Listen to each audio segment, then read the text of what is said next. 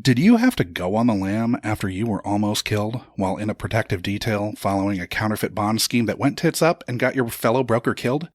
Did you hightail it to Delaware, shave off your beard, bizarrely dye your hair, and masquerade as a high school student while nearing your 30s, becoming super popular and stealing the girlfriend of the most popular guy in school in the process, age and statutes regarding age of consent be damned?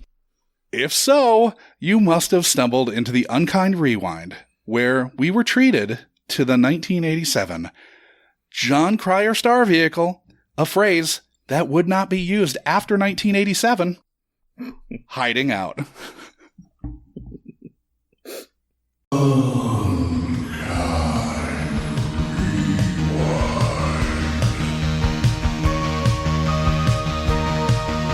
to the chopper!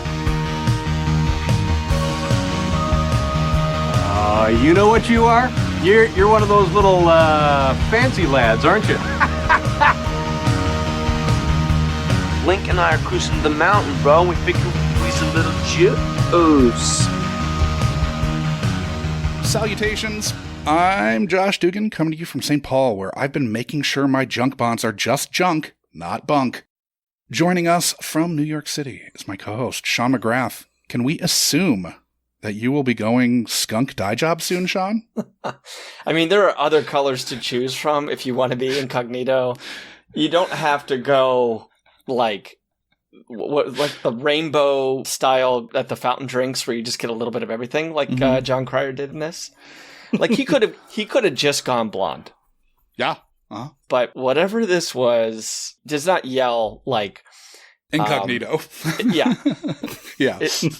It does not yell witness protection. No. Maybe that was the point, though. Maybe there's a method behind the madness.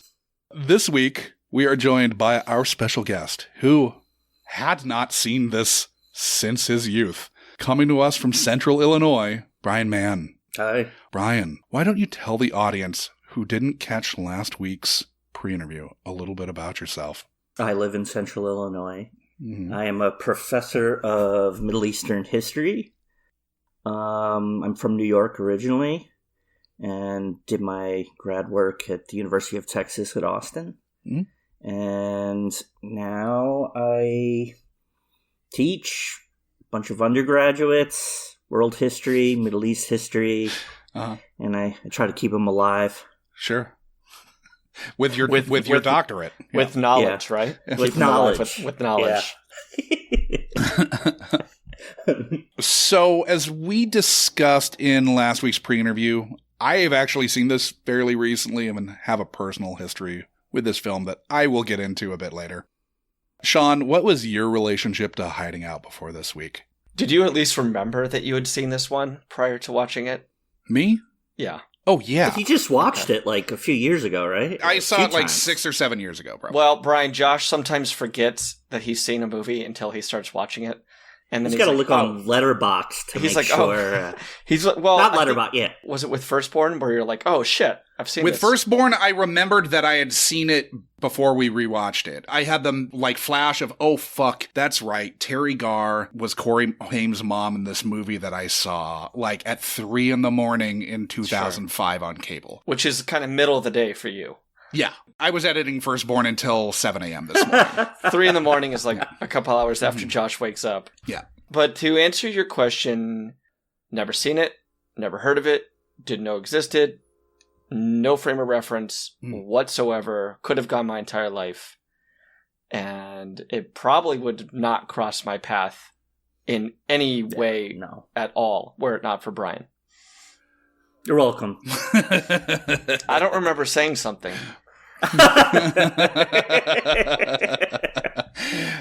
Okay, so we are going to dive into the questions we asked Brian last week. In the first clip that I'll throw to here, I asked you to briefly recount what you thought the basic plot of the film was. And after establishing that it's been over 30 years since you've seen it, you described Hiding Out thusly. From what I remember, Jon Cryer is a lawyer in Boston. I remember that. Uh-huh. We'll see if I'm right. I also remember he had a really thick beard. which as a kid I found weird because it's Ducky. yeah, and I don't think even Jon Cryer now can grow a beard. Mm-hmm. And I remember he was like in witness protection because he was testifying. I don't remember if he like was laundering money for the mob or he put somebody away. Something had happened. Mm-hmm. And I don't remember how, but he escapes witness protection. And then he ends up going to somewhere out where I live now. Uh-huh. And he basically hides in the attic of a relative. Hence the title. Hence the title. He's hiding out in a Midwestern attic. And Keith Coogan, Mm-hmm. who I knew at the time from Adventures in Babysitting, which I had seen around that time. I remember he was in it. And then I just remember that Jon Cryer falls in love with a high school student. So, I mean... Hey, I did pretty... I think after 30-something years, it was pretty good. I think if you took it past fail, you would have passed. Yeah. Yeah. Now, were you surprised by the fact that he was a Boston stockbroker and not a lawyer? I actually was. When they first show that first scene where he's stuck in traffic on the bridge going into Boston, downtown Boston, I was like, yes, I got that right. Pre-Big Dig, too. Pre-Big Dig. Yeah, that definitely was. But then, yeah, I was very disappointed in myself that I thought he was a lawyer. Does his being a stockbroker change how you feel about Andrew Morensky's plight as an adult? Like, if he were a lawyer, would he be more sympathetic than a stockbroker? Honestly, equally unsympathetic to me. Okay. We didn't get much Boston flavor with this. No. Like, we had what? No, not at all. We had some traffic, maybe. Mm-hmm. That was kind of about it. But and really, like, no real strong accents that I can recall. Right. No. Maybe a club scene. Yeah. But they were like at that bar. But it's still just They were the at a three of them, like bar. Ned Eisenberg's not from Boston, you know, like... It could have been filmed in any city. Yeah. Aside from the B-roll that they got on the highway. Yeah, and I was shocked when he escapes the diner and he's running through that alley and just like through the streets. I'm like, Jesus, Boston was like had a shit ton of garbage everywhere. Yeah. Like, but then again, I was like, oh, it was the 80s, you know. Like, You'd have to go back and watch Spencer for Hire to see like if that was actually Boston or yeah. Yeah, Boston in the 80s was like the Bronx in the 70s. Yes. It totally was like Boston was. I'm not shitting on. I love Boston. It's okay. You can shit on Boston, Brian. But it was a backwater, right? I mean, it wasn't until like, I would say like the 90s that. Until Cheers had lifted it up on its shoulders. Yeah. Yes. Yeah. The Cheers The money Cheers had bump. kind of Boston hit- Legal. Yeah. I mean, all the shine from Cheers had finally rubbed off. Mm-hmm. I mean, what? Why can't I think of the name of the song? Dirty Water. About the banks of the River Charles. They played it at Red Sox games all the time. Okay. I forgot the name of the band, but like, besides them, I don't know, until like after this movie was made, I don't think Boston was a center. Yeah. So it's interesting that they filmed it there. Right. Or at least they set it there. And like, I don't think about it being like stockbroker town. Yeah, no. I mean, they're everywhere, so whatever, but. Yeah. I feel like I don't know, like I could whip out a map here, but I feel like the only thing that really helps the story be Boston is that he can easily get to Delaware. Mm-hmm.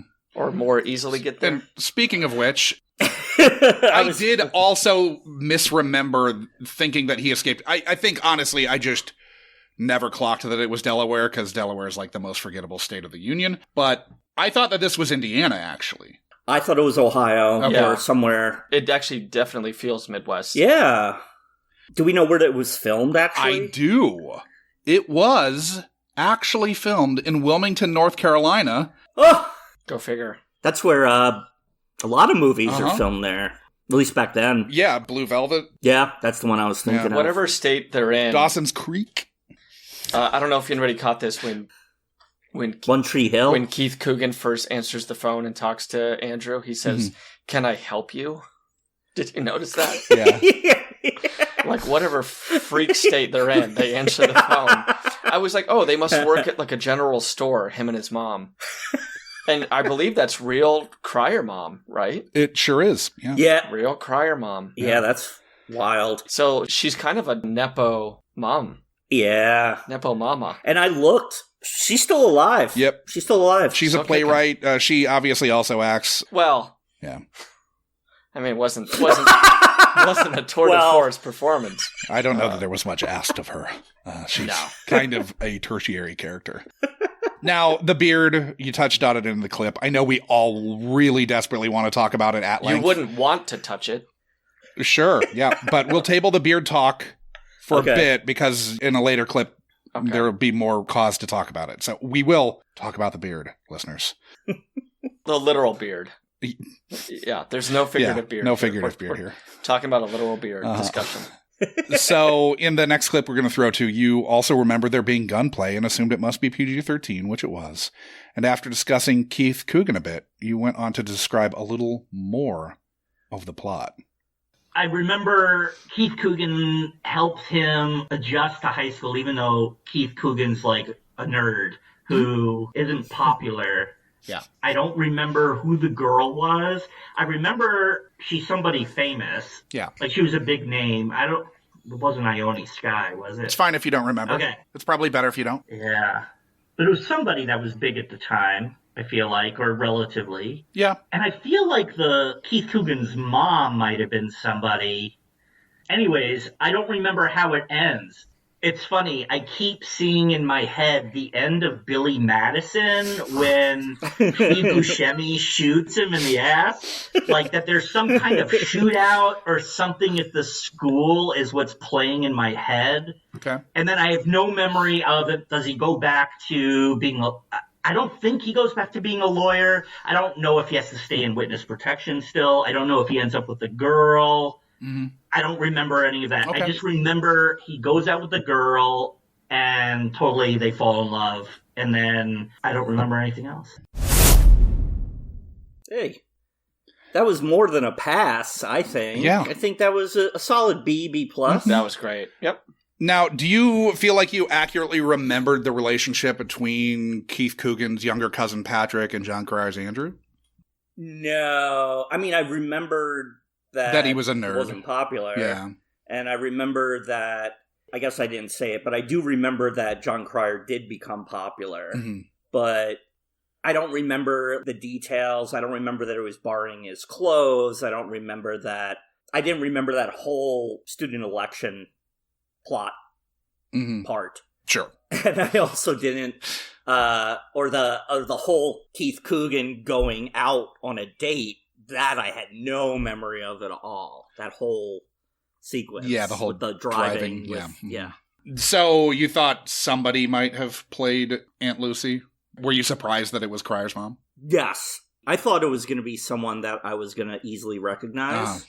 And then it wasn't until the credits I was looking for who it was. And I was like, oh shit, it's his mom. But you probably clocked it in some weird way when you were a kid.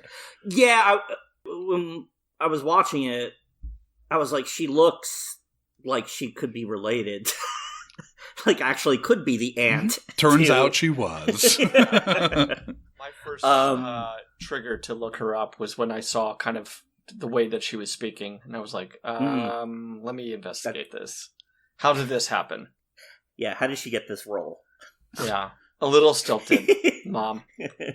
Now, you thought it could have been Ione Skye playing the love interest. It obviously wasn't, but It wasn't, but it was Annabeth Gish. it sure was. Who was pretty big. Yeah, she for was. a very short period of time. Yep, she was I 2 feel like. years past her 16th birthday when this went into production. Wow. Wow. Okay. She's way more precocious than that. She actually, I think, has a nice kind of older command to this. And, let's spare a moment for Gish on this, because I think this was probably her breakout. I mean, Mystic was soon to come. Where the fuck do I have my notes on Mystic here? Pizza was probably the biggest thing. That came out after this. was Yeah, like a few 2 years, years 2 years after, after maybe? this. Yeah. But Three. I think she's pretty good in this. I don't think disagree. Yeah. I think she affords herself Yeah. pretty well. I somewhat randomly, her mom was an elementary school teacher at the school that I went to in Cedar Falls. I had her as Wow. fill-in sub once or twice. We were the teaching school for the University of Northern Iowa, And so, like, they would send all the teaching students over. We were adjacent to the UNI campus. And so our building, Price Lab, shared the grounds with the high school that Annabeth Gish went to at this time.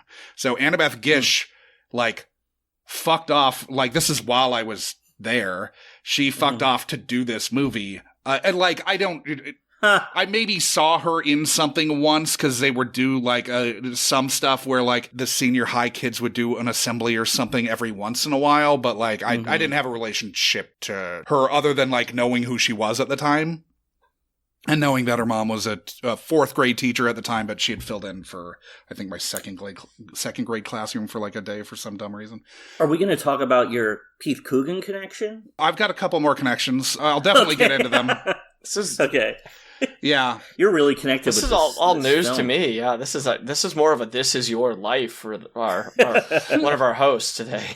So, Brian, you remembered the shooting at the school, but didn't remember the resolution. How did the resolution play to adult Brian? I mean, as the movie was going on, a lot of it was clicking. It was coming back. It was totally coming back. Like, I remembered the scene when he goes into the gas station convenience store part, and them giving him this dirty, they were creeped out by him, and like, what the hell is he doing here? When he went and he comes out after he shaves and dyes his hair. Remember that. But yeah, the ending, it clicked when they were there, and the janitor that he becomes friends with, you see him up in the seats up top. I'm like, yep, that's where Steve Buscemi was in Billy Madison. So I was like, yeah, I kind of remembered, but I didn't remember until it happened any of that. And I didn't remember the whole ending where he goes into witness protection, but to where he ends up with her. Yeah. Yeah, that was, I could not have, expected that. I mean, maybe I could, given kind of, I mean, we should maybe just talk a little bit about the relationship there. About how is it appropriate or? Well, what the movie deems appropriate. Like, certainly it's not, right? But, and do we know the actual age difference between these two actors? She's 20, or he's 22 at the time, and she's 16. Okay. But he's playing older, right? He's playing 29. He's playing 29. Yeah. Okay. I think Coogan mentioned stat rape once. He did. Yes, he does. He does call it out. It's played for laughs. Yes. Yeah, and then we kind of like, it actually doesn't seem like he's falling in love with her at all. She's gaga for him. Yes. But he's just kind of going along with it. There are moments, though, where he says, oh, I think I love this girl or something to that effect. He does the whole... There's an element of restraint to his actions, but he's still encouraging this, like, puppy love from a fucking minor. Yes. There is that really weird montage, right, where despite his early resistance and wanting to kind of keep a low profile, like, they start going at it pretty hard. I don't know why they aren't leaving class together. There's a lot of those instances where I wasn't sure how much of it is supposed to be behind the jock boyfriend's back and how much of it is supposed to kind of be like, okay, well, they're in a relationship.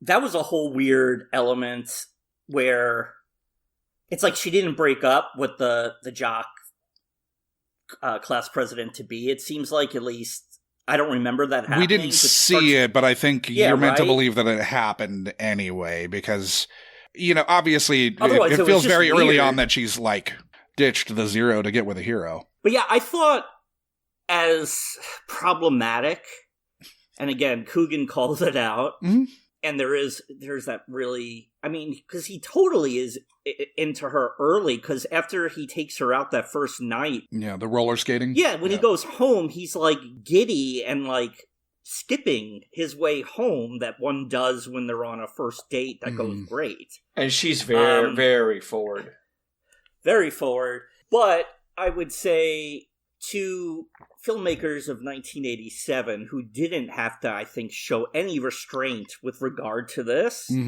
they did, even though it was played for laughs, they have Coogan make that line. And then when you're like, oh my God, he's kissing her, Jesus, he stops. But geez, he still let himself get into that situation. Which, yes, I mean, There's no way that plays for an audience now. No. And then what is the presumption of how long he's gone before he shows up back at the end? Because he does show up back at the end. He's aged a little bit because he's wearing a sport coat, of course. Well, because he's a grad student now. Yeah. But the grooming undertone is still certainly there. Oh, yeah. Then if there was any question, it's like, oh no, now it's like, this motherfucker's a groomer. If there was any ambiguity, we have now... We have made our case on how the director and writers of this movie feel about grooming underage high school girls. Yeah. I mean, as we talked about in the pre-interview, I said I knew this, I was hoping I could get around We'll definitely that hit issue. this too. That this is coming in another clip. Yeah. But also, I knew there was going to have to be some homophobia. And of course there was. Yeah. But, for 1987, I thought, because, Keith Coogan, when he corners him in the bathroom, right? Yeah. That first time, Coogan is like, the fact that they were talking about the sexual scale. Yeah, the Kinsey scale. Yeah, And that he, internalized that and was like, look, man, I know it's a fluid scale. Yeah. But I'm here. No, it's less retrograde than you would assume it was going to be, knowing when it came from. Yeah. Yes. It still was extremely problematic. I'm not trying to, No, but there are degrees of problematicness. Yes, yes. Because you have to assume everything that came out then is extremely problematic. I mean, this was, still the Reagan era. Gay panic had set in. Yeah. Yeah, I mean, it feels like we should probably just mark this as a tally on one of the many movies we're going to talk about where the gay character was, or the presumption of being gay was either an insult or something to be scared about. Yeah. Oh, yeah. So you wondered a couple times about the PG-13-ness of the film. Do you feel like this was a hard PG-13 as you had kind of speculated? No. Well, I mean, Brian, to a degree, I think the violence kind of came out of nowhere for something like this. Yeah. Early on, the guy gets shot point blank in the head. Shout out, by the way, Josh, to our boy Ned Eisenberg. Yeah. I recognize him from something. The second time we're talking about him. I mean, he's obviously an SVU as a recurring. He just died last year, but he's rest in peace, Ned. Yeah.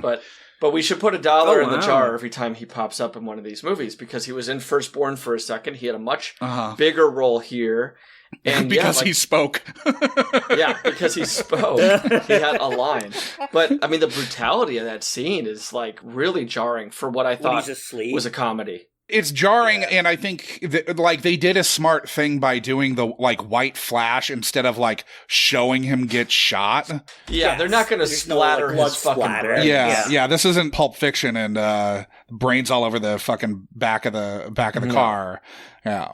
But yeah, you also, by the way, have this Eddie Munster hitman who seems pretty menacing. Mm-hmm. But is all this enough to get a PG-13? Oh, I definitely think that the two deaths in the beginning are. They kill a cop. They kill a cop. There's an F-bomb also. Okay, the F-bomb. John Spencer, shout out. Yeah, John Spencer. Oh, yeah. Kind of born. And also... Born with that voice and born with this Pall Mall kind of in his mouth. Yeah.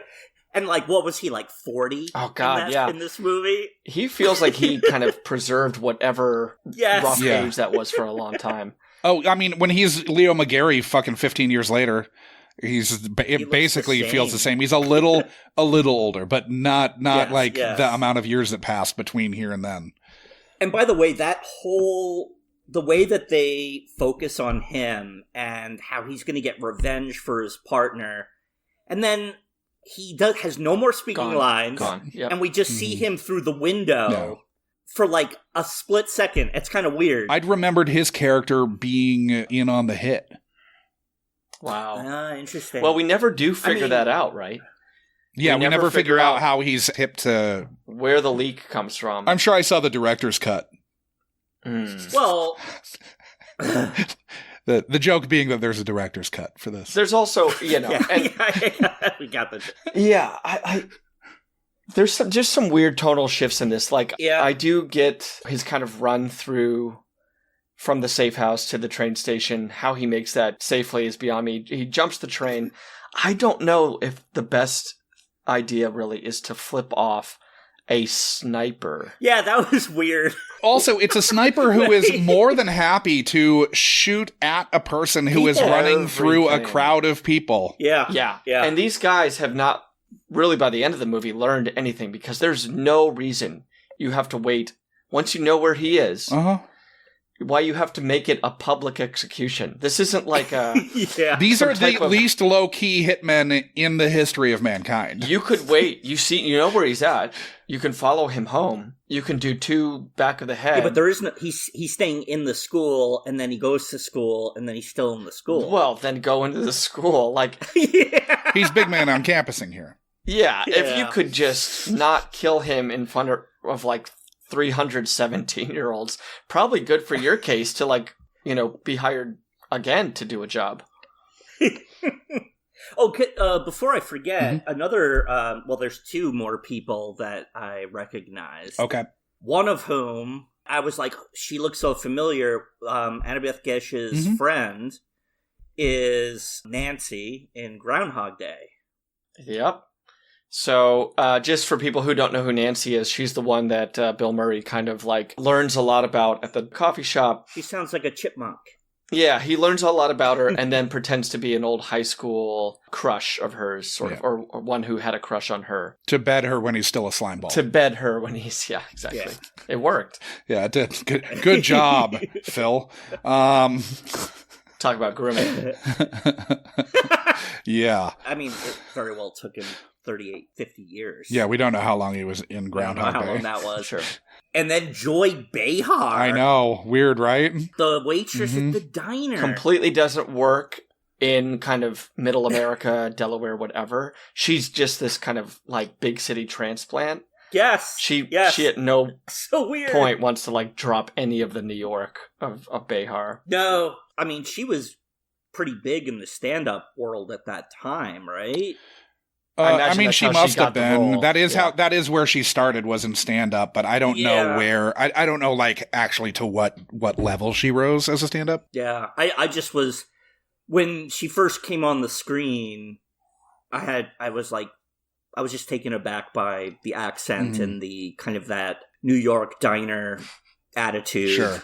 And then it was only, like, the scene when the hitmen are asking who was reading the stock pages at the counter. That's when I was like, holy shit, that's Joy Behar. Yeah, her hair is so weird in it. Yes. That it's easy to, like, not clock that it's her at first. Yeah. So do you feel pretty good about your recall of the film? Yeah. Okay. I mean... Yeah, I mean, I there were things you missed, but, like, I had seen it much more recently and also thought it was in the Midwest because Delaware is so nondescript. Yeah. The Midwest, I'm pissed about, and I'm really pissed that I thought he was a lawyer. And that it wasn't that he was selling, bad bonds. Sure. So we asked what you were like when you were watching this, and you basically described yourself as having been a straight-A student when you were first watching this, and then by your early teens, when you were later watching this, not giving a fuck and being more popular. You did feel like you peaked at 13 or so. Do you think hiding out played any role in your morphing from Patrick into Andrew? Or Maxwell? No, not at all. Okay. Not at all. For the next clip, we asked you what it was about. That would have been awesome if that was the case. Sure. This was the movie that set you down a path. Yeah. Yeah, it didn't. Okay, next clip, we asked you what it was about hiding out that appealed to young Brian. Ooh, that's a good question. I mean, it was the 80s. It was all these high school movies, right? Mm-hmm. So, I mean, I saw all those movies. I saw all the John Hughes movies as, an elementary school kid. Mm-hmm. And I liked the movies that were different. And I feel like my memory is hiding out as a different kind of high school movie. Yeah. Because, like, another movie I remember loving as a kid, which I also have not seen in 30 probably plus years, is 3 O'Clock High. Which, again, it was very different. Yeah. That one was much more dangerous and sinister. Like, the kid could get killed, even though it was a comedy. So I remember hiding out was just different. How? I don't remember. I mean, obviously, we'll he's find an adult. out. Yeah, there is that. He's like a lawyer that comes back, goes back to high school. So, watching this as an adult, do you still feel like Hiding Out was a different kind of high school movie? Yes, I definitely do. In what sense? 16 Candles, Pretty in Pink, somebody's brains don't get blown out in the first 5 minutes. Sure, yeah. Or at the end, somebody doesn't fall 40 feet to a brutal Why death. were they even chasing him, right? Like, they're unarmed. Also, Like, what they're gymnasium unarmed. has a catwalk like this? Oh, yeah. It reminded me, I mean, maybe it's just because it's a sniper, but it reminded me of, like, the kind of town hall in The Dead Zone. Okay. When they're going to shoot. He's going to shoot Martin Sheen. Yeah. But yeah, you have these two guys, like, they turn into kind of fuck-ups as hitmen. Yeah. I mean, one of them gets rushed by the boxer janitor, who could have easily and very quickly been dispatched by trained hitmen. But he and had fought one of the best light heavyweights in history. Yeah. Right, but that light heavyweight or lightweight didn't have a gun. Yeah. When he fought that champ. But yeah, and then they continued to chase the Eddie Munster looking one. Yeah. Even though, like, I imagine it's pretty, we haven't had one on the show, but pretty standard for a hitman to have maybe a secondary weapon. Mm-hmm. And what is their, they're just going to he's going onto the roof, citizen arrest which is him? like, yeah. What's the end game going where's on he the going roof? from the roof? Yeah. And you could hear the sirens coming, so it's not like they're in the middle of nowhere. This is not a well thought out. No. I mean, and then execution. we have the courtroom scene, right? The kind of coda to this movie. Oh yeah, I forgot about that. Where for some reason Jon Cryer, out of anonymity, still keeps the same hairstyle. Yeah. And he it talks to his dresses grandma. the same way, too. Isn't he not wearing a suit in that, too? Yeah, and he's like in a trench coat. He's still in a trench coat, I think. Yeah. What about the grandma? Because they obviously filmed that scene the same time they filmed yes. Yeah. The same day, the same costume. They probably the same rewrote everything. the ending and were stuck with his hair being like that. Couldn't go back.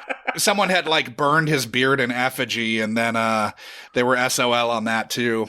They called central casting, and they're like, send us a mob boss looking guy. They're like, does he need to be able to act? No, not at all. He just needs to sit there. No. Yep. And it was the whole grandmother thing that they felt the need to have the closure with the grandmother. That grandma's dead. I mean, okay, the whole way that they catch him, and they set it up from the beginning so in your face. Yeah. The card to the grandmother, right? Mm-hmm. This is why he's going to get caught, is somehow this card. Who keeps the envelope? Who keeps the envelope? Also, wait, hold on, he's Josh, been carrying this thing with him from state to state to state to state. Yes. He drops it and forgets about it. He's carried this fucking card for days. We have all got cards in the mail. Some of us have mantles. Some of us have refrigerators. Who fucking keeps the envelope? Okay, I do so sometimes. Out of your fucking mind for that long? I also think that's a, how do I put this? A people from a different generation thing. Because, like, I've been in, like antique kind of stores. She was an adult when the fucking Great Depression happened. Yes. Then, you know what? And, like, have some consistency. Put some other fucking envelopes on your mantle. There was more than one card, Brian.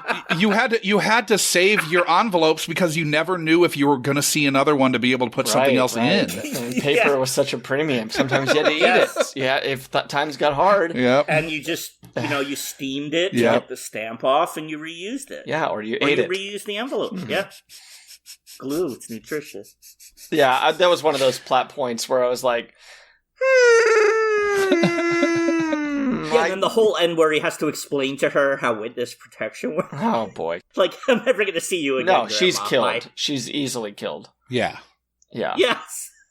Like, shouldn't she be in witness protection? Especially since this guy was indiscriminately shooting anything. He shut up a train station, shut up a high school. Mm-hmm. Like, there's her home. there's no reason she should be left alive once he gets that envelope. Yeah. It would just be to warn him somehow. Mm-hmm. Yeah. Yeah, that was... So, did the danger to Maxwell Hauser's character still play as ominously for you now as it did to your younger self?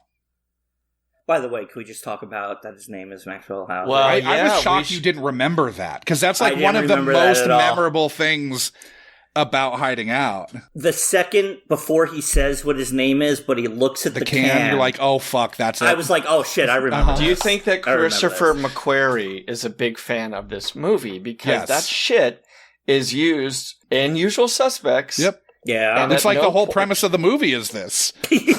So Andrew basically Kaiser Soze's a new identity for himself, and I don't think whoever wrote Hiding Out gets mentioned in the opening credits of Usual Suspects.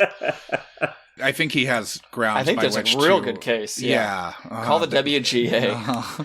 Could I say the whole attitude of deans in high school to students waiting to be seen, and then the treatment is exactly how I remember it in the mid-late 90s. Now, did you... Okay, I went to like a normal-sized high school, like not huge. Class size was like 140 or something. Did you guys have an office of the registrar at your high school? We obviously did in college, but If like I in did, high school... I didn't know it. No, we had an administrative office. I don't remember hearing that word until college. If you were in the office, you would have like been wherever that person was working, presumably. I would assume. Like, I don't remember that being a high school thing at all. We had the principal had their own office kind of suite. Sure. And then there were 2 or 3 deans who had their own suite. Okay. And I mean, I think the only reason That that are basically they vice existed was principals. they were there to punish kids. Yeah, that's what a and, vice like, principal's there for. sentence you, Yeah. right? But like, it was This was a 3-person judiciary panel that was... pretty. Yeah. So one day, I think I was like a junior or a sophomore, and security guard comes to my chemistry class and says Brian Mann to the office, and I was like, oh God, a family member must have died, because why else would I be called to the office? And then, you know, usually whenever they were like, I remember my teacher said, well, could he wait until the end of the period? And they were like, no, he's got to go now. And I went, and I'm sitting next to people that are there because they pulled knives on people Sure. or got, you know, like stuff like that. And I'm sitting there. This was a New York City high school. This was just outside. This was Long Island. Okay. It was just outside the city. I'd moved out of the city Okay, at that okay. point. But still. But that's worse, Um, right? In a different way. So the dean comes out, and he was like, man. And I'm like, yeah. He's like, get the hell in my office. And I was like, what the heck is going on? Brings me in there, starts cursing me out, screaming, how dare you, you little piece of shit, like threatening me. And I'm like, I have no idea what you're talking about. Yeah. Not April What did I 1st, do? right? It's the other Brian Mann. It was a Brian Mann that spelled his name with a Y, and I'm with an I. Apparently, the other Brian Mann, like, spit in his Whoa. teacher's face. Uh-huh. And I was like, I don't have that teacher. And the dean was like, shut the fuck up. You know, you have that teacher. Don't lie to me. I have your record here. And I'm like, I'm in 10th or 11th grade. I'm not in 12th grade. Yeah. Never apologized. He's like, oh, okay, you could go. And it was just like in the movie where he screwed up and didn't, you know, he's just like, okay, go. Spare a moment for how So many, that like, spoke to me.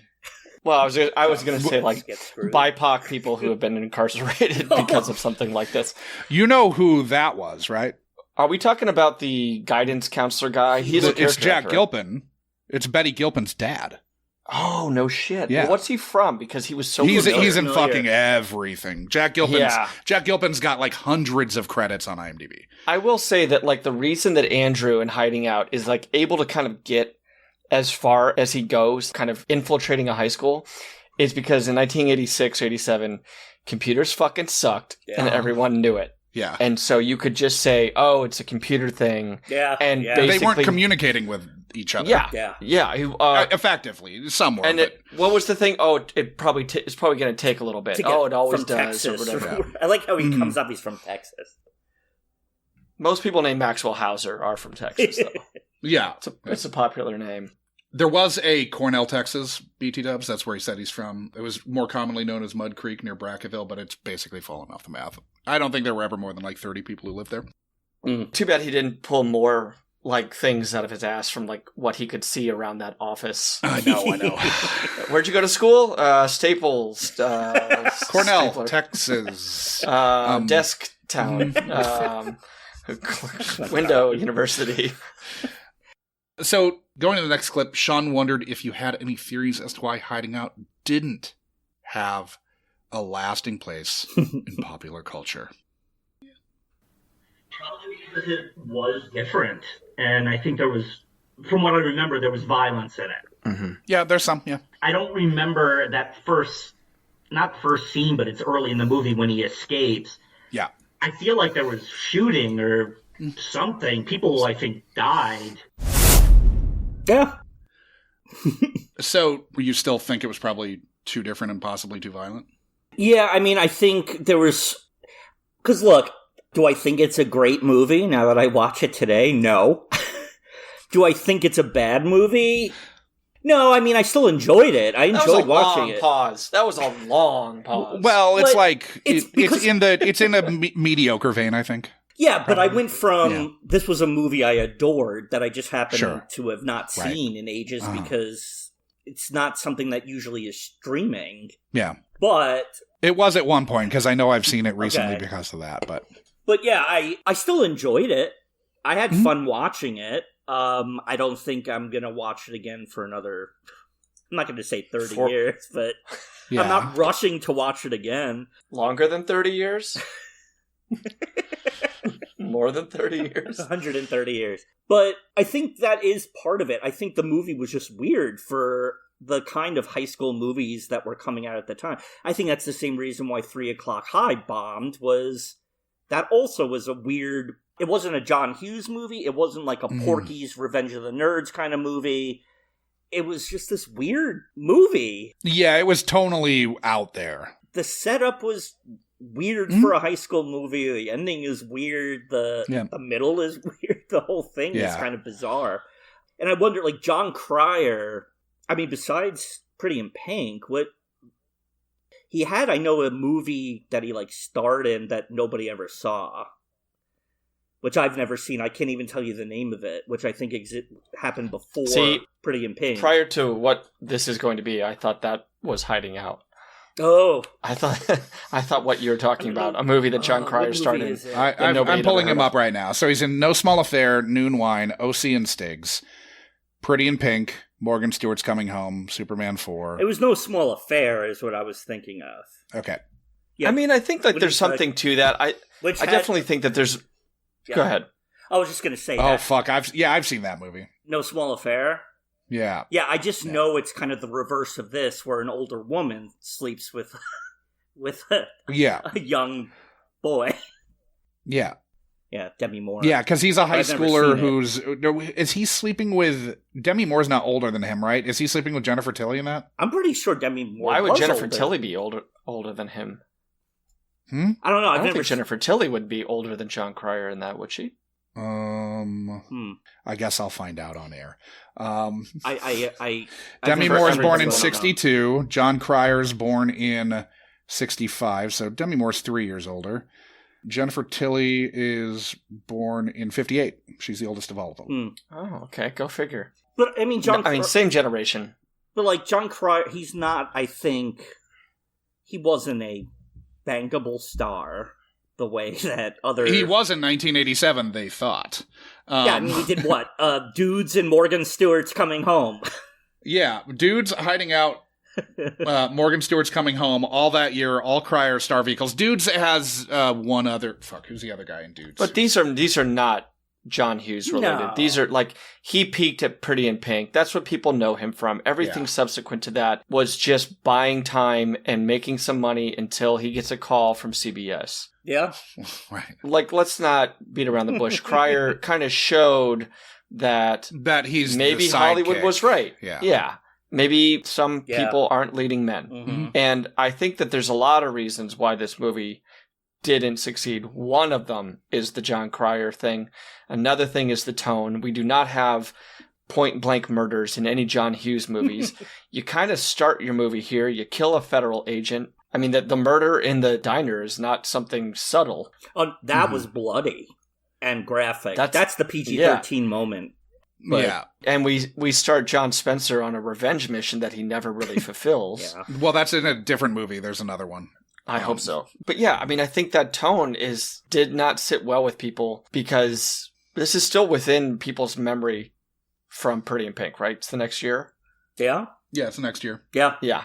So people are coming into this theater, seeing Jon Cryer, hoping that this time he gets the girl. And guess what? She's a fucking minor. Like, history's wrong of him not getting the girl is not exactly righted. Yeah. Now, Brian, you went on to say that you liked Jon Cryer as a kid. Do you think that you were the target audience then for this film as a Cryer head? No, because I was 8 years old, and I don't think this was directed towards 8-year-olds. Were you calling like a Jon Cryer 900 number or anything like that? Were you, or 876? Like, how much of a Cryer head do you feel like you were at 8? 0. I just remembered I had seen Pretty in Pink, and then I had seen Morgan Stewart's Coming Home, which I loved also, which I'm sure is an atrocious movie. Well, wait a couple years, we'll probably do it. We'll do that again, too. Okay. You'll just be on for Jon Cryer movies. Yeah. I mean, my liking of Jon Cryer is based on me watching Hiding Out and watching Morgan Stewart's Coming Home when I was 8. Yeah. I didn't love him before I watched those movies, but I liked him in those movies. But then I've never seen one episode of 2.5 Men. No. Never. What would be the No point? Desire. No, I've never seen it. So Cryer's Wikipedia page said that the film broke even, but that his performance as a character who was much older than him, Cryer turning 22 towards the end of filming, was critically acclaimed. Really? I feel obligated to note there's not a citation for that statement, but it is there on his Wikipedia page. Are we sure it wasn't the person who played his aunt in the movie who said that? We don't know, but his own mother? You could run into that on IMDb in the bio section also. How do you feel about 22-year-old Cryer playing 29, playing 18? Do you feel like he effectively, as a 22-year-old, he played both 29 and 18 well? No. Okay. No. I mean, as a 8-year-old, I thought he did. Okay. I don't even know how to kind of answer that question because there's such a degree of variance to who he is in each scene. Like, I don't know. Like, I feel like, but that's because he's in love, Sean. He's a 16-year-old. He's a stockbroker. He's doing these things. He's like moving on with his life. He went to Cornell, right? Mm-hmm. But then he also derives a lot of satisfaction from rollerblading through the halls, like these kind of. Is he blading or skating? He's blading, right? I think he's blading. No, I feel like he's skating. He's skating. Okay.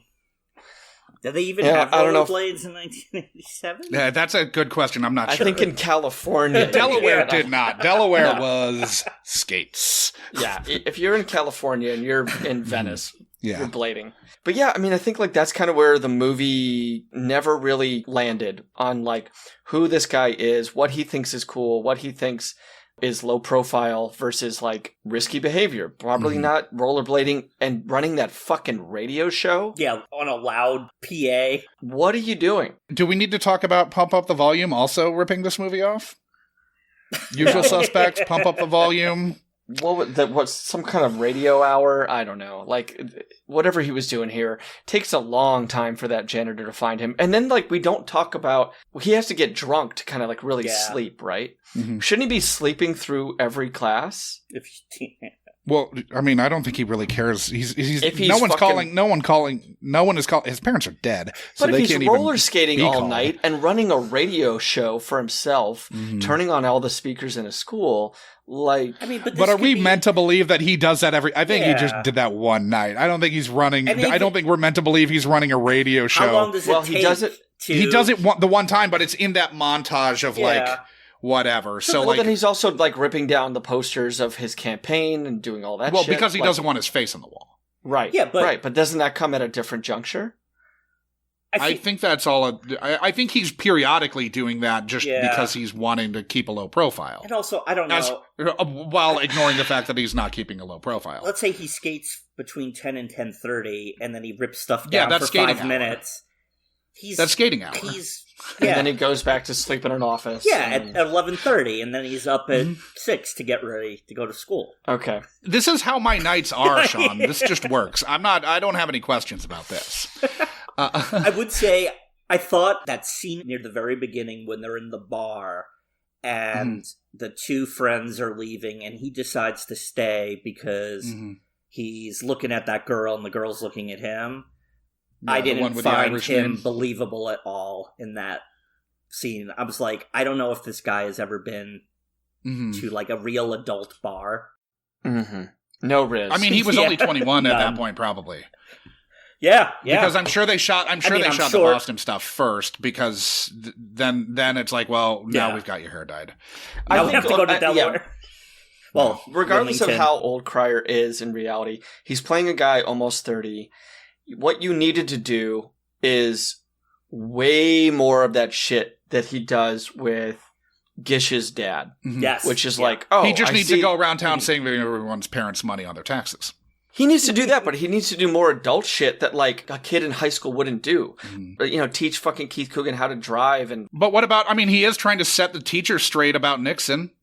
That's what a responsible adult would do. Shout out to that character actress as well. She was... Who has been in a bunch of things. Was she in Invaders from Mars? The Tobe Hooper movie? I feel like she's, like, the nurse or something. She just looked like she her, definitely is something. Yeah, like she's been around. But yeah, I think like stuff like that is great. Correcting a teacher on a fact. I mean, that felt to me a bit more of a political discussion than like she got her facts wrong. She was obviously a Nixon loyalist. Yeah, that teacher.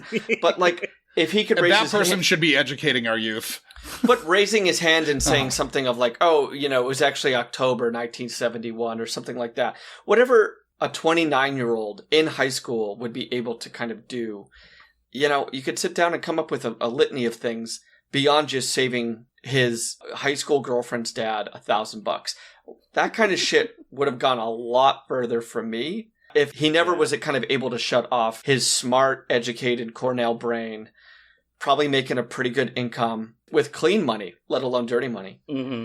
From the mob. I actually wasn't quite sure if he was in on any of that shit with the mob too, right? Well, because that whole scheme is not fleshed out at all. No. We're just, okay, I guess he's in with the mob on something that he didn't want to be in on. Don't ask any more questions about that. And then, this poor, I mean, he puts Keith Coogan's life in a lot of danger, reaching out to him. At one point, Keith Coogan jumps a fence for no reason. Like, do you see that they're walking out of the house and he just fucking jumps a fence? Well, that was kind of an adult thing to do, is not jump over the fence. Great. Good idea. More of that. More of that, Brian. Rewrite this. All right. So did rewatching this take you back to being in bed eating cereal, or were there any other flashes of recognition of hiding out from your past while you ran through this, while you let it get into your bones? There was definitely this nostalgia factor, big time. Okay. I mean, I loved this movie as a kid. Yeah. And watching it, and then as things were happening, it being like, oh, I remember that. Oh, I remember that. Yeah. Like, I remembered when they asked him what his name was. I knew he was going to look over and he was going to see the can. So that always feels good when you're, like, watching some old movie you haven't seen in ages, and you remember some of it, and then some of it, you're like, oh, I remember that. So I very much enjoyed watching it again, even though I no longer would say that it's one of my favorite movies. Most cherished childhood memories. Yeah. Let's give Brian, some respect for there. That takes a big person to kind of admit that. Oh, yeah, yeah. Admit what? I mean, that's kind of the joy of this, that's right? Not really good. Yeah, but it's not nearly as horrifying as watching certain other movies, and I don't want to spoil in advance, if we ever do them. But There are definitely movies that aged far worse than this. Yeah. This is just kind of like a little bit of a mess. And the whole grooming angle is pretty shitty. But like, there are much worse things, both quality-wise and problematically speaking. Yeah, you're not watching this in abject horror. Yes. No. Yeah. It's just kind of like a misfire, kind of at worst. Yeah. I guess that is probably the gateway by which I tell one of your connection, the more personal connections to this movie. Here we go. So, I was working at the dock, and it was a weekday, and so we were responsible for setting up the cruises and for renting, like, canoes and kayaks. So, up to the, like, table comes Jon Cryer. As one does. With his fiancée at the time. They married after that. And his fiancée's brother. And I had, like, no shit, just seen Hiding Out maybe 2 weeks earlier. Oh, no.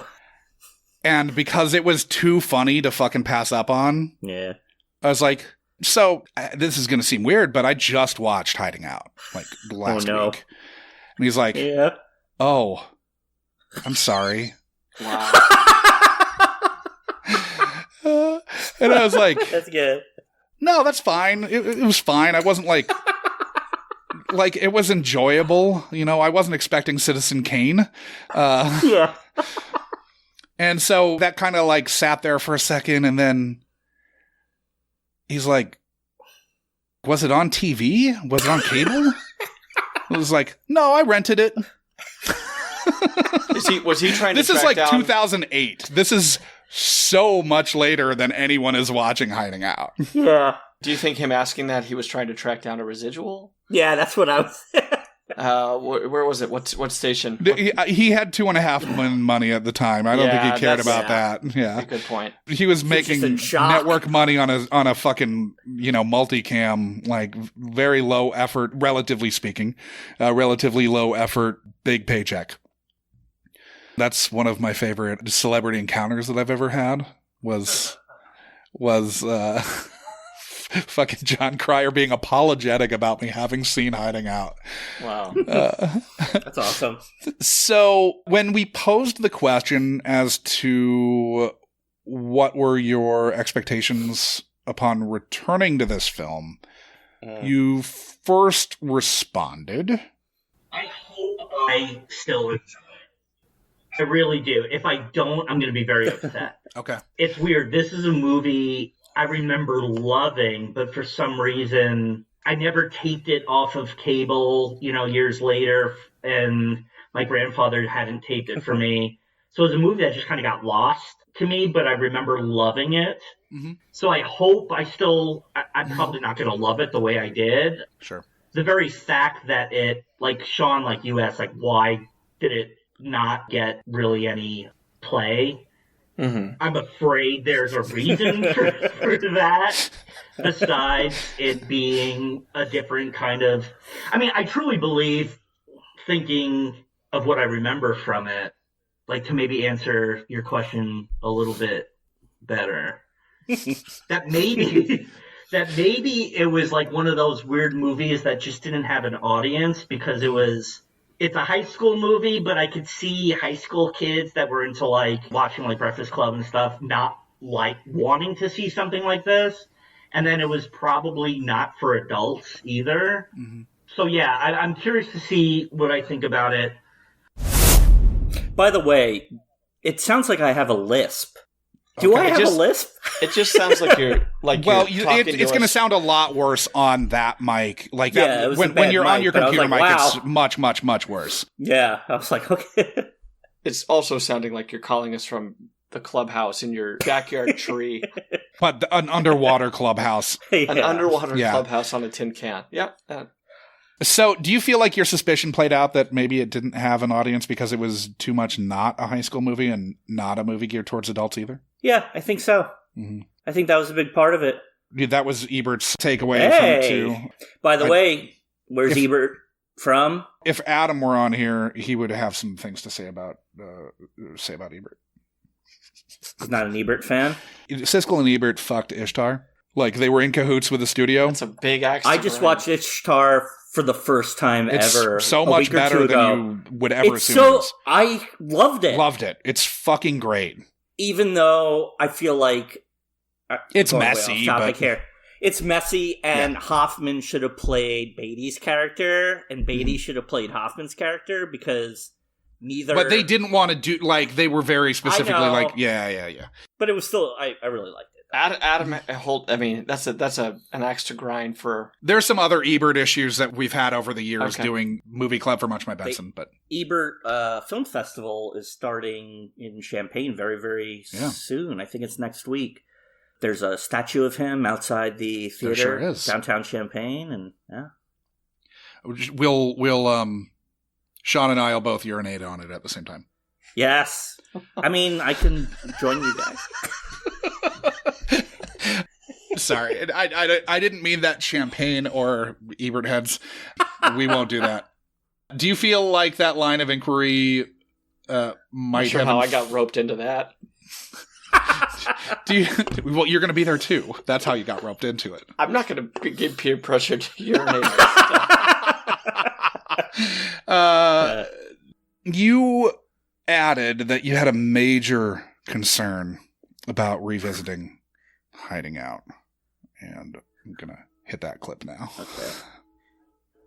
I am very worried about the whole lawyer going back to college, dating a high school student kind of thing, which, I mean, every fucking 80s movie is beyond problematic when it comes to stuff like this. Sure.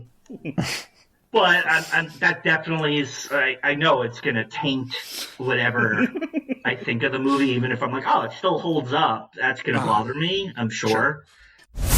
Yes, it bothered me.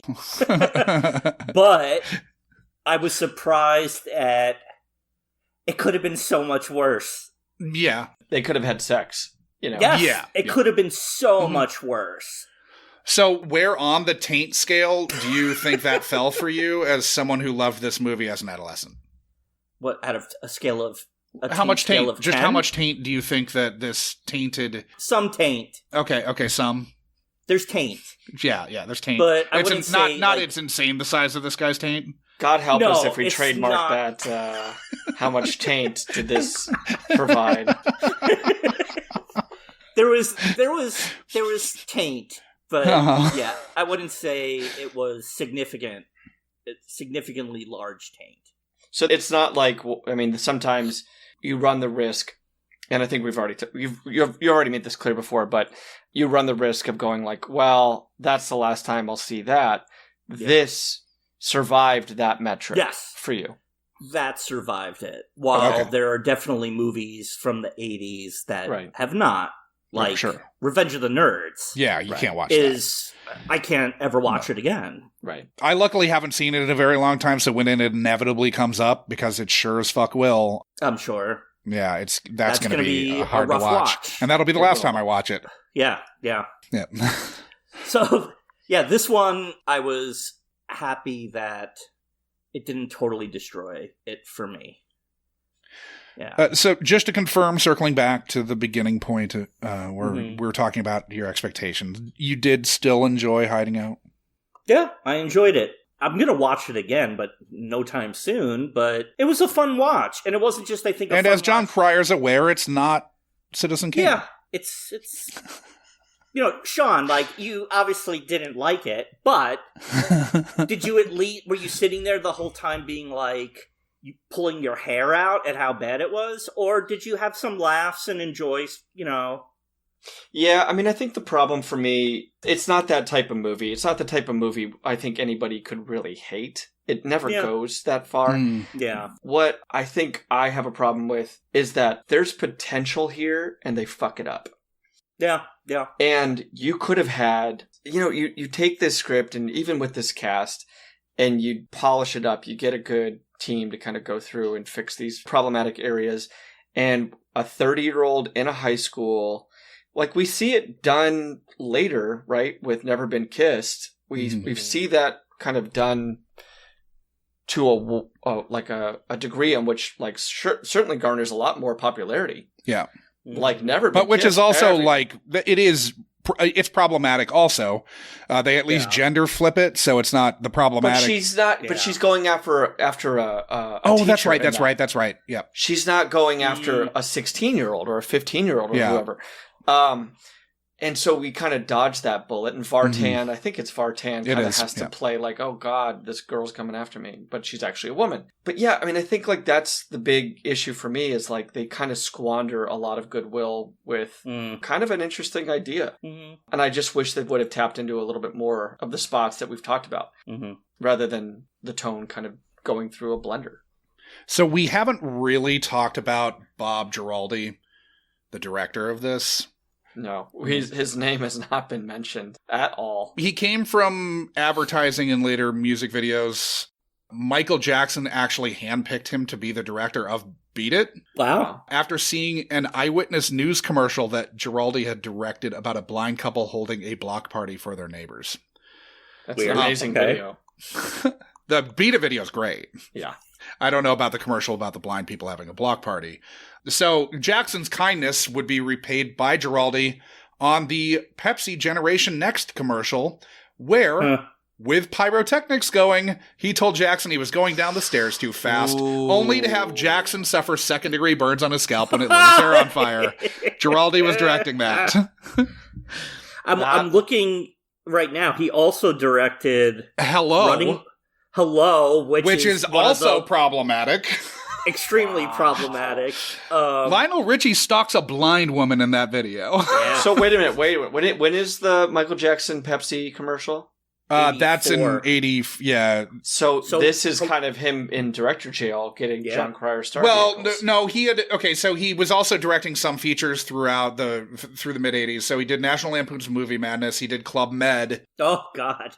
And then he did this. So he did 83, 85, 87. He was doing a movie every 2 years and then making his real bones as a commercial director, obviously. But Love is a Battlefield. he did. Yep. He did Running with the Night. Say. He did a lot of... He did some very big... He did the Will Smith Just the Two of Us video, too. It seems like he's really good at like 5.5 minutes and under. Well, the weird thing is he's still directing, but he's directing shorts that are doing well on the festival circuit. Yeah. Guess what? He's fucking back to shorts. Yeah. He did direct the Danny Aiello movie Dinner Rush in 2000 that was critically acclaimed. Never saw it. Can't speak on it. I didn't see it, but it did like well on the festival circuit and was like probably a movie where he wasn't having to couch how to what a studio surely wasn't paying for a Danny Aiello star vehicle in the year like 2000. So I think we should move on. I don't think this director. Oh no! That was all of my notes about him. More time. No. Whoa! Hold on. He did Taste Great, Less Filling, a bunch of those. Mm-hmm.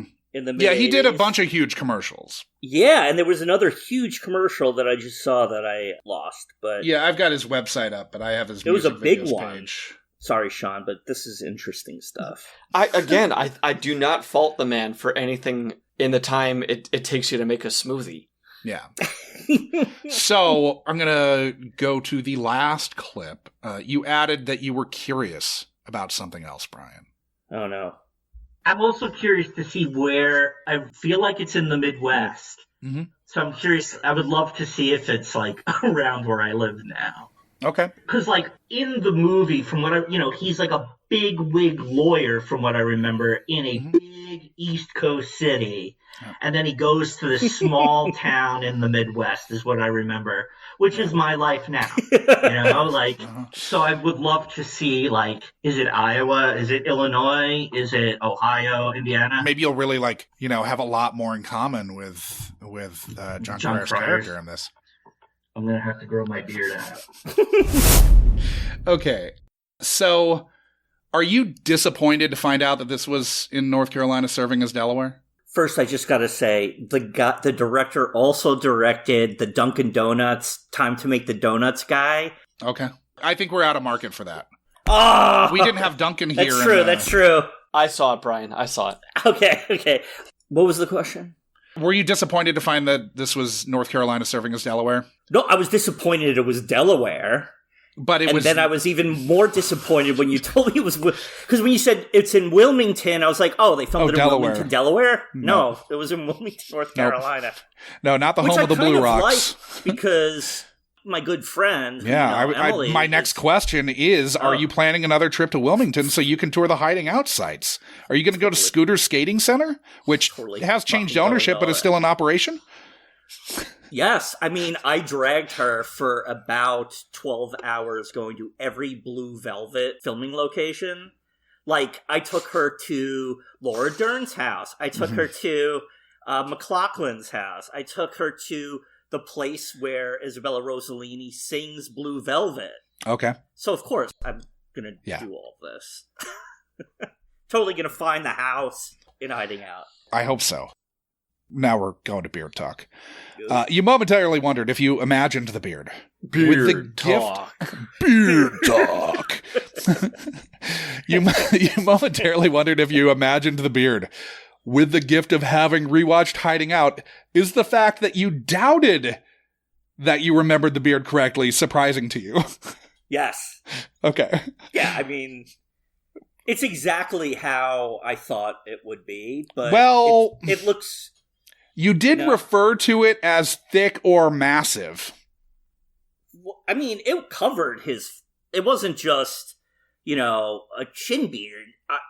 Didn't it go down like his... No, neck? But I mean, it is a very... Like, whenever you get this angle that's not dead on, you can see how thin, like, Yes. I mean, it's obviously... you could see the spirit gum. Yeah. Yeah. It reminded me of like that magnet toy, the Woolly Willy. Yes, yes. Where you could just bring your magnet wand. Well, we kind of joked about that in the pre-interview. We did this a couple weeks ago, but we kind of joked about that in the pre-interview, and then I knew what we were in for. So basically, the beard is just to go, hey, don't think of Jon Cryer as a 22-year-old. Yeah, he's an adult. As a 29-year-old in an apartment making six figures. Because he's a babyface motherfucker. Crushing ass at clubs. Yeah.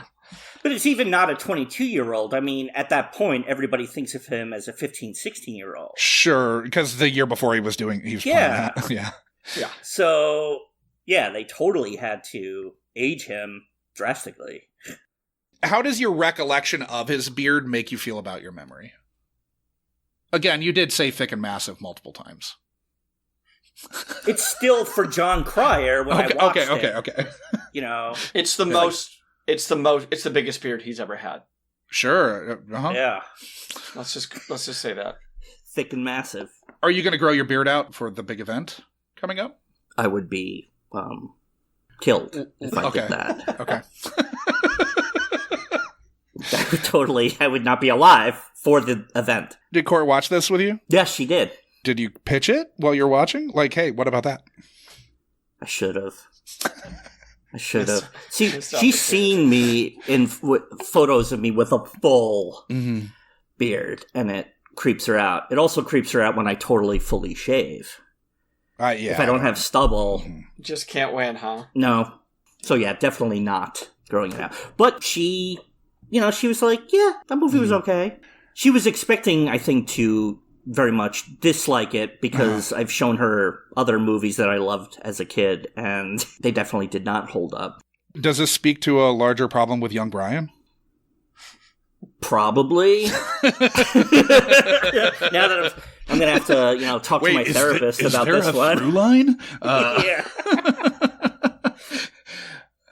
I mean, I'm just thinking of. Oh wow! I would never claim that my taste as a youth was unassailable. Yeah. No, I don't think any of us can do that, but I think and I think it's funny to have liked bad things as a kid. Yeah, but I also think, maybe I'm just speaking personally, but I haven't had, and maybe we'll find it, I haven't had that one particular movie where I've been like, I was so fucking wrong. Like, I think who I was as a kid is still very much present with who I am now. And so I haven't had that complete rug pull in terms of a movie where I'm like, what was I thinking? I thought this was the best movie ever.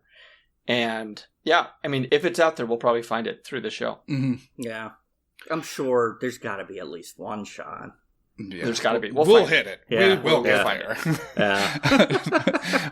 So we're through the clips portion, revisiting the pre-interview with Brian, but let's pick up the scraps. Is there anything that we've missed that anyone would like to talk about? I mean, I think we should just spare a moment for the spotlight beatboxing gets in this movie. Yes. I have something to say about that too. Yeah. Yeah, like it probably was the zenith of beatboxing. And you know that the screenwriter, whose name I don't think we've mentioned on this hour, has been mentioned, right? We haven't talked about him. But I think it's definitely... It's two. It's Jeff Rothberg and Joe Menosky. It definitely feels like a studio note where they're like, guys, if we can get something that the kids are into right now into this movie as soon as possible, we should do it. And I feel like the kid who played the lead beatboxer, the one kind of campaigning for him, I feel like I've seen him in other movies. Yeah, he was one of the brothers in True Colors, I believe. Yeah. Show that was on right before Parker Lewis Can't Lose. Okay, that's not where I've seen him. It would probably have to be a movie. God damn it, Sean. Shout out to, I mean, we've got the gay panic getting some laughs here. We've got stat rape getting some laughs here. We haven't talked about the suicide joke getting a laugh. When I believe Keith Coogan fails his driver's test. Mm-hmm. Oh, yeah. Yeah. I just wanted to say, though, about the beatboxing. When we were watching it, I was like, wow. You know, hip-hop getting to wherever the heck this was supposed to be. It was supposed to be Topsail, Delaware is where the fictional town that it's supposed to be in. I mean, hip-hop was only there for 3 years. I mean, it wasn't like... Right? I mean... Maybe, like, to where there were beatboxing, 82 maybe, would have been...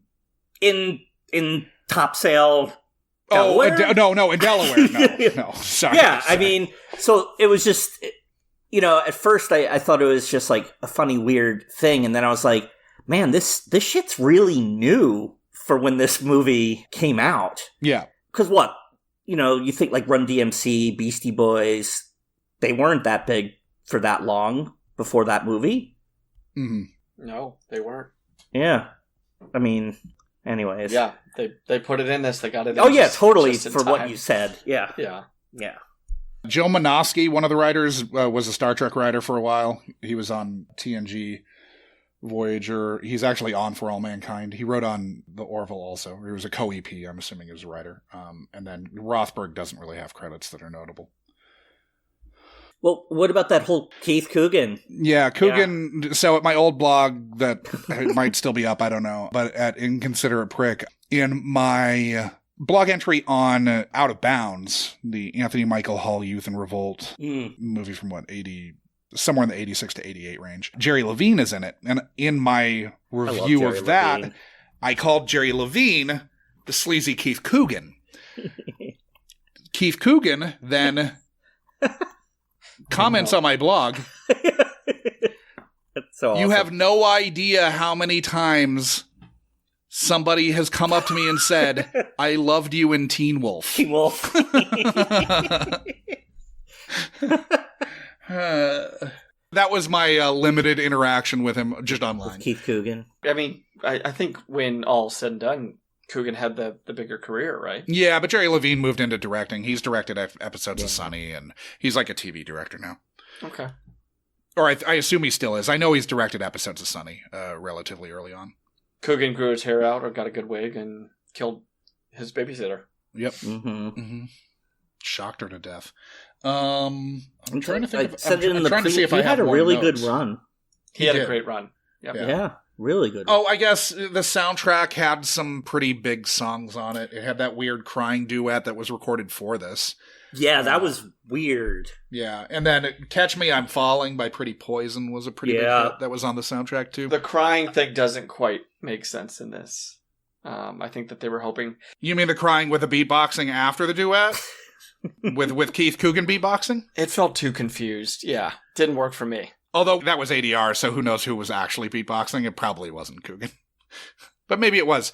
Keith Coogan, if you've got an answer to that, we'd love to have you on the pod. Hell yeah. Probably should have invited him at the start of this. We should have, I know. Fucked up. We fucked up, Keith. Sorry. Sorry, Keith. There was other big bands that were in it, right? Yeah, I can't remember who the fuck I had it up at some point, but I had all that shit up so long ago that I've long since forgotten. There's some like post-punky kind of things I remember. I don't remember who it was, but I remember. Wow. There's a "Live My Life" by Boy George is on it. Scarlet and Black had "You Don't Know," and then "Seattle" by Public Image PIL, Limited. Yeah. That's the one I was thinking. These are not doing anything. PIL was John Lydon's band after the Pistols. Yeah, after the Sex Pistols. Johnny Rotten. Let's talk about gripes. Yes. Brian, a gripe with this film. I mean, maybe it's all three of us have kind of the obvious, but what's the thing that still kind of rankles you on a rewatch? I mean, besides the... I assume we all would have the same very large note. Yes. Don't have a 29-year-old character lusting after a 16-year-old. Yeah, and I think, I really do, I don't want to belabor the point, but I really do think that, like, you can kind of dance around it. Yes, like the kissing, ish a little bit, but for him to kind of come back post-graduation, she's in college, and now she has, like, probably a bona fide 30-year-old, right? If it's how many years later. I mean... I think we're meant to assume it's the next year because she had gotten into Iowa. I figured it was a few months. Yeah, a few months. Yeah, I figured it was a few months. So now she's got now she's got a guy. Still doesn't matter. It doesn't matter. No. Oh yeah, and then what? Just making out in the quad, presumably continuing on the relationship after you've groomed her. Yeah, it did not need to happen. No, that coda. How would you have ended the film? Well, we'll do that. We'll do that next, probably for Fix This Movie. But let's finish. Do you have your big gripe? Your biggest gripe? Unless it's just. I mean, like that's a big one, and it should kind of always be the big one. But yeah, I mean, if we're excluding that, it's the tonal shifts are just jarring. Yes. Yeah. They're the tonal just shifts jarring. Yeah. It's two very different movies that are sandwiched or smashed together. Yeah. I agree. I think it's it's confusing for people who are coming in on the heels of Ducky Love, especially to happen in the first 20 minutes to get so brutal of killings. I think my major gripe is actually HMU on this. Oh, really? Yeah. It's just hair and makeup is very bad. Yeah. Throughout. Like, whoever decided that that's the hairstyle that he needed, what the fuck? But it's also like Beth Ehlers looks fucking terrible. Joy Behar as like, what person would have had their hair like that? I don't know. There are so many moments where I'm looking at HMU and the fucking beard is makeup. Like, what the fuck? It's gotta be that for me. The beard is comically terrible. Yeah. So how do we fix this movie for a modern film audience? Brian, starting with you. If someone else can jump in if you don't have anything yet, but how to fix it for oof. I mean, you lose that. You lose the you lose the whole main section. Yeah, you lose the grooming. You lose the love story. You figure out how to make this either funny or dramatic. Yeah. Or you at least make the love story not be so age inappropriate. And maybe, you put him in college. If he's a 29-year-old, you put him in college. So at least they're all consenting adults. Yeah. I think you add a lot more cool, kind of clever instances where he can kind of demonstrate his adultivity. Being 29 and being able to kind of figure out stuff to help his peers. Also, move it to the Midwest. Yes. Delaware. I mean, please. This feels like it's in the Midwest. There's a reason both you and I, and me having seen this more recently, both assumed it was a Midwest because it has Midwest vibes the entire time. You never see an ocean. Yeah. It's weird. It's very strange. You know what? There must have been tax credits or something, but I don't know if... Well, because they shot it in North Carolina. There were tax credits in North Carolina, but there weren't. Yeah. You know what scene really bothered me? The one when I think he was talking to Keith Coogan, and he's like, man, what they did to Rodriguez or whatever his name was... Man, no, the cop's name, whoever the agent's name was, he's like, what they did to blah, blah, blah, I've never seen anything like it. It felt so forced. That line just really bothered me, the way he delivered it. It was weird. That line bothered me. So I would fix that. I didn't find it believable. That's something we can actually do right now. Yep. We can recut this movie and fix that. we can fix that if that's your problem, yeah. It's Pratt. Johnny Walker playing Pratt, yeah. Yeah. What they did to Pratt. It is very funny to me that Ned Eisenberg's character is named Rodriguez. Yeah. Hilarious. Maybe he's Portuguese? I don't know. What the fuck? Yeah, it was really weird. So, saving graces, what was your favorite moment or element of the film? Huh. I can't give you like a specific moment. I just enjoyed it because it brought back the memories of watching it as a kid. Is that an element? It's tickling that nostalgia thing. Yes. You know? It was the tickling the nostalgia for me. Yeah. Although I liked the scene where he gets drunk with the janitor. It reminded me of Blues Brothers when they go back to the orphanage and they get drunk with Cab Calloway in the basement. And he doesn't know that. He doesn't know he's 29, right? Like, that's... Well, no, he figures out in that scene that, you're the guy they're looking for. Yeah. Okay, that makes more sense than him providing alcohol to a minor. I've said it before, but I think the saving grace is, I really think Gish is fantastic. I wish that she had been a name that kind of carried out through the 90s. I admit, not a big TV guy if she had a good TV career. She was the replacement in the X-Files when Duchovny left, but she was in The Bridge. She was really good in The Bridge. Okay, so good TV career. I feel like. Yeah, she's still doing stuff. Yeah. She's still absolutely working in a name. I just feel like she had a higher ceiling, at least on the silver screen. She was in an episode of House of Follow Usher, which was just this last year. She had one episode in Succession. She's popping up and stuff. She was main cast in that Midnight Mass show also. Yeah, I mean, those are all good credits. They're solid credits, but she had a lot of potential. Yeah, there was some heat around her career-wise that was pretty much popping up right at this time. This was like her second prominent role. And post Mystic Pizza. Yeah, Mystic Pizza blew up a lot more. Yeah. My favorite moment was actually that classroom scene where he's Nixon. like apoplectic about Nixon. Yeah. Apoplectic about this woman who is responsible for fucking filling the children of America's heads with knowledge and is... Even right then and there, though, right? Like, and again, this goes back, Brian, to kind of one of my little gripes about this thing. While he's going on his rant, show like 2 or 3 shots of students going like...